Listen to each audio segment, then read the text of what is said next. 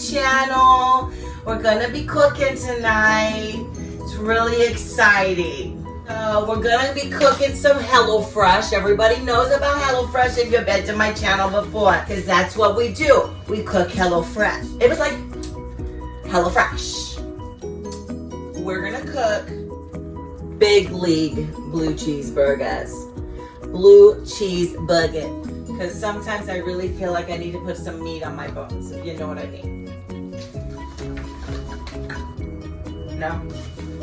Dumb humor, I like it. Make those fries again. But from the last video, if you watched it, when we made hot honey chicken, the potatoes have gotten stuck to the cooking sheet.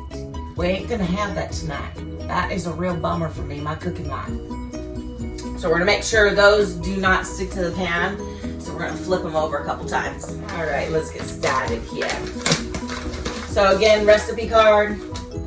I've got my meat in the fridge. I'll get it out in a second. We're gonna go inside the contents of the bag. Oh, I just wanted to also make a note. Before we get started, I wanna let y'all know that I went ahead and wiped out everything here with the Clorox disinfectant. I've become a professional disinfector these last couple of weeks. So you ain't gonna get nothing from me. So I know that I did a really good job and I won't disappoint you. But back to business. In our bag, we got our buns. We've got a Roma tomato. The staple of HelloFresh, sour cream. It seems like it's in every meal. And we got some blue cheese dressing for our blue cheese burgers. Oh, maybe some dried onions, crispy fried onions, Monterey Jack cheese, tomato, and garlic powder. I want to take a minute to talk about this outfit. With the quarantine happening, I went ahead and went back to the soccer mom look, t-shirt, yoga pants, but I glammed it up a little bit with my cheerleader ponytail. Like, totally. You know, you gotta be comfortable. But this shirt really makes me look skinny.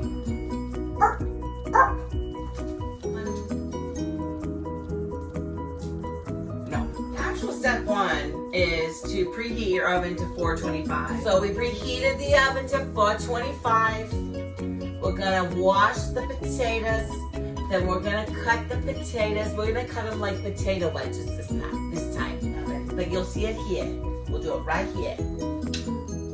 In 2.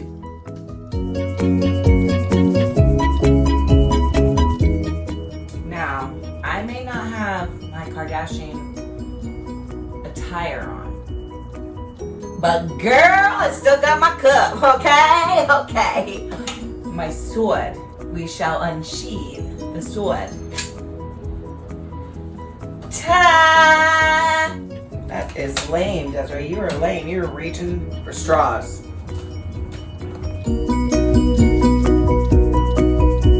Alright, so I've sliced the potatoes, and they're here in a mound on the cooking board in case you can't see it.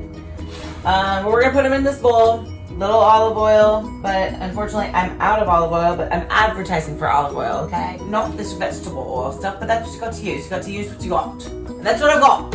So we're little olive oil, little garlic powder, salt, pepper, and that should do it. Besides making sure we really oil the baking pan. I don't want these to stick. I hate it when they stick.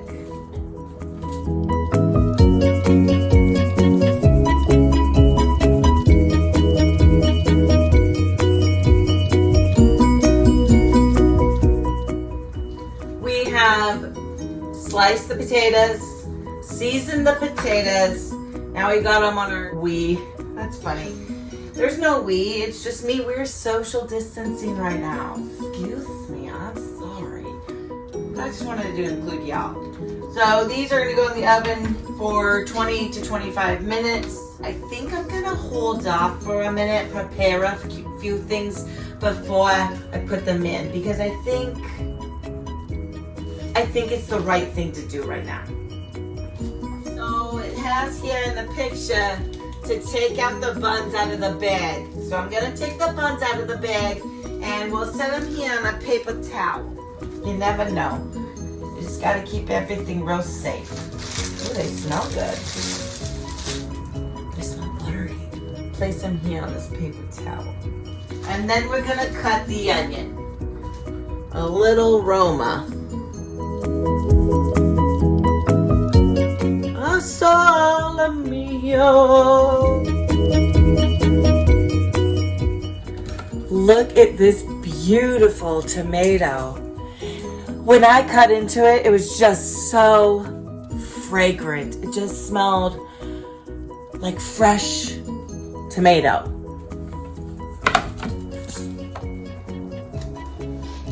Now that I've cut my tomato, I went and got myself a little tiny plate that I like to call chip. Don't joke. Jeez. I'm gonna put it on the plate off to this side because that's what I'm gonna do right now until we read the next instructions, because I think it does involve the tomato. Next instruction is to griddle the tomatoes.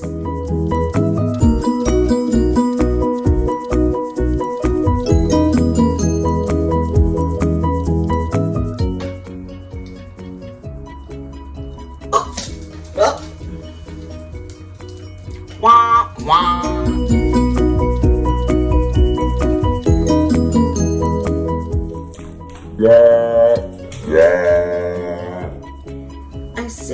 I was able to spare two for my burger. So I just slide right off the plate. The next step is really to make the sauce, but because I feel like a real badass right now, I'm gonna make my meat patties first. I'm gonna form the patties. So here goes. It says when forming your patties in step 4, be gentle and try not to overwork the meat.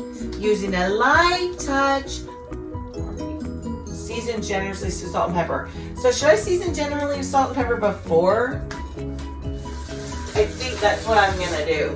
Because you know what? I do what I want. America.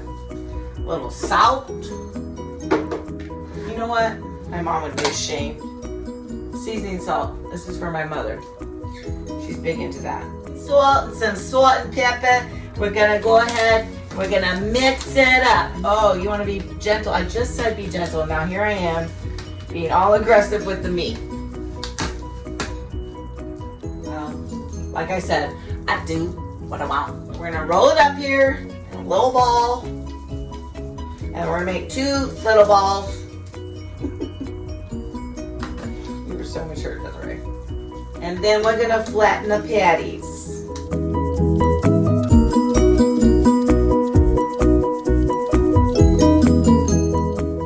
Very gently, just you're gonna flatten the patty. You're gonna let it think that it's doing it on its own, like it was its idea to become a patty. And then it's much more willing to do what you need. And so you wanna get the patty about as big as the palm of your hand. Not too thick, not too thin. And remember, your burger's gonna shrink a little when you cook it. I've got one burger bigger than the other, go figure. I like to wash my hands a lot. Little OCD on that. The next step, we went out of order because we do what we want. The next step, we're gonna make the sauce for the burgers. Yeah, I told you before, I'm a sauce girl. This is really exciting, this sauce stuff.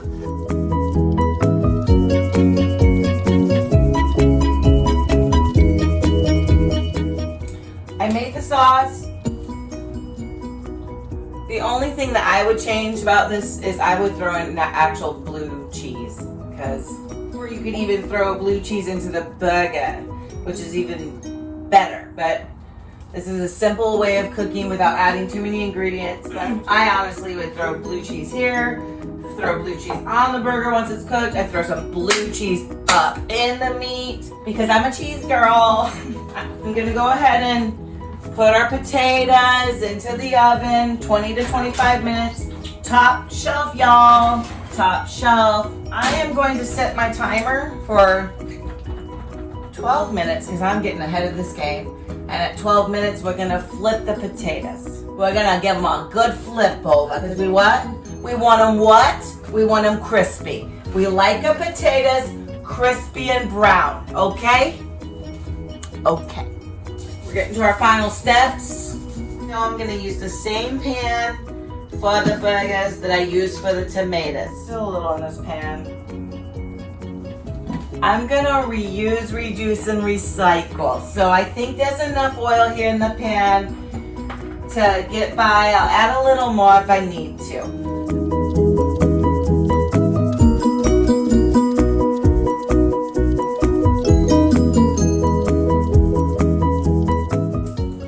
Pro tip, when you're cooking your meat, ground beef is fully cooked at 160 degrees. How many of you actually get out a thermometer and stick it in the meat to check it before you finish your burger?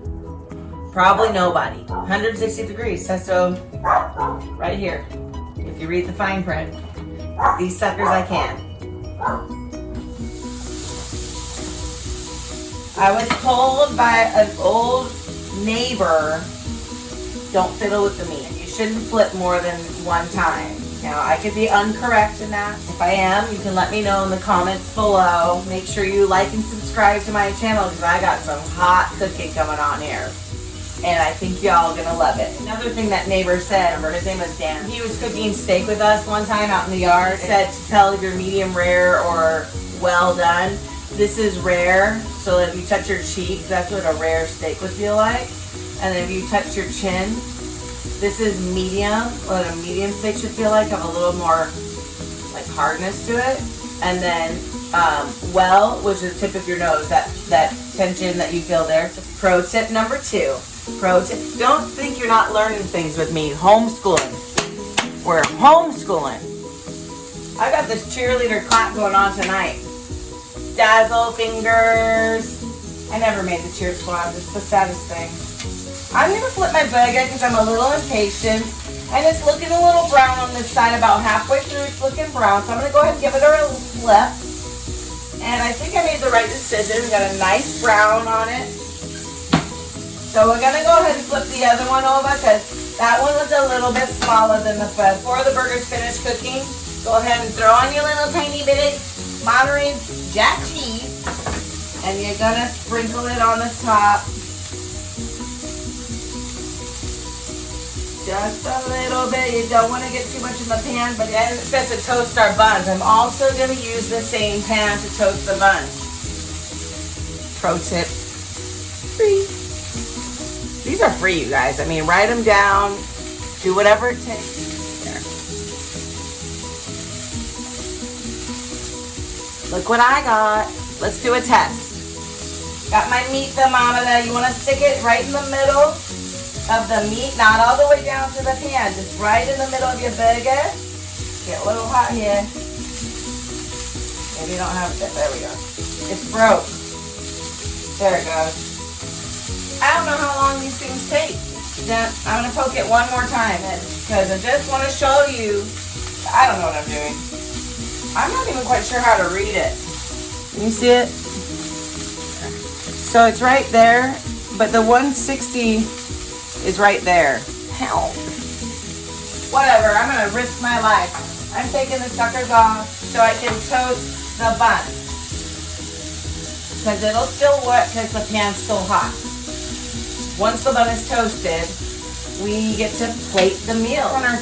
Our taters are gonna be done in 3 minutes to flip. I should follow the recipe on at least cooking the potatoes. So I've checked them, they're halfway cooked.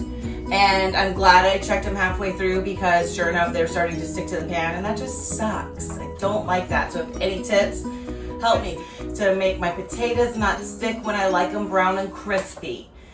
Maybe it's because the rack is up too high. I don't know, maybe the temperature of the oven too high, 425. I love the tips. Number 1. Another thing I would have added to the potatoes other than garlic powder, I probably would have added actual garlic. and maybe a little chive herb. But I wanted to follow the instructions as much as possible. Sometimes you gotta add your creative flair. I've got lots of it. So potatoes got 12 more minutes. That was my whole point in saying I think I made a boo-boo. Because now we got burgers done, we got our tomatoes done, our potatoes, potato, are not done. Now these are gonna be some crisp potatoes. Crisp potatoes. I would have even left them in a little bit longer if I wasn't so impatient, but nice and brown, super yum. Fresh out of the oven, I always add a little bit more salt on my potatoes because that's what McDonald's does. The golden edges. Who doesn't like their fries? Because that's the next step, build the plate.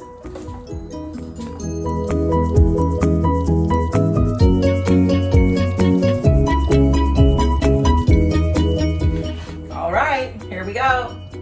We've plated it. We've got our big blue cheeseburger with potato wedges.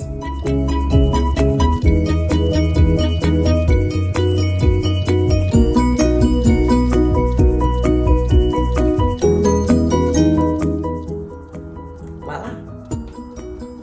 By HelloFresh and Dezi Nut. Enjoy.